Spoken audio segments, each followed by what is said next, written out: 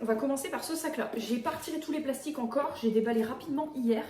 Je trouvais que ce sac avait une inspiration... alors, il y a une double inspire. Mi-Hermès, mi et surtout roseau de Longchamp. Parce que ça, c'est typique des sacs roseau de chez Longchamp. Il est écru. Je vais le mettre comme ça. Très joli. Il a quand même une belle contenance et j'aime beaucoup sa forme. Ces petites finitions comme ça, donc on peut le régler pour qu'il soit un peu plus long. À l'intérieur, on a une poche avec un zip et une grande poche.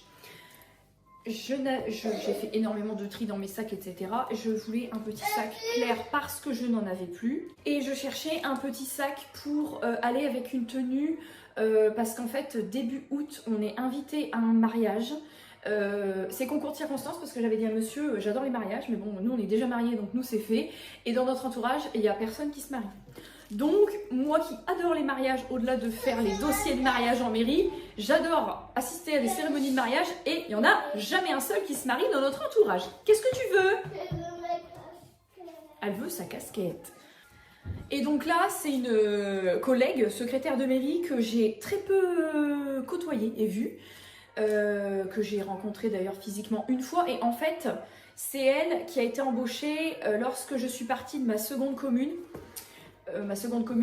J'avais pris mes fonctions là-bas quand j'avais terminé mon congé maternité avec la perdrix. À l'époque le maire m'avait reçue en entretien d'embauche enceinte de 8 mois de la perdrix et ça fait plaisir d'avoir des employeurs qui ne font pas de discrimination. Bref, je vais aller un peu plus droit au but aujourd'hui dans mes explications.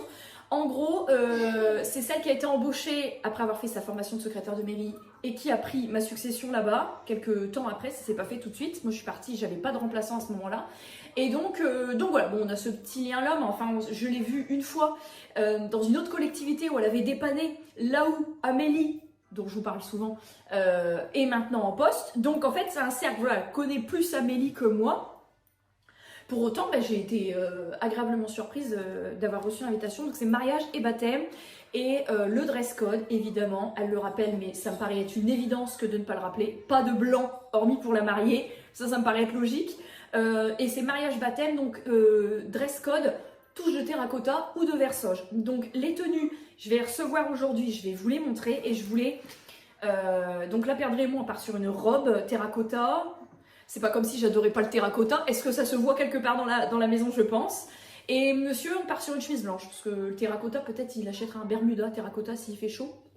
Et je voulais donc ce petit sac pour aller avec la robe. Tout ça pour ça. Ensuite, ça monsieur trouve ça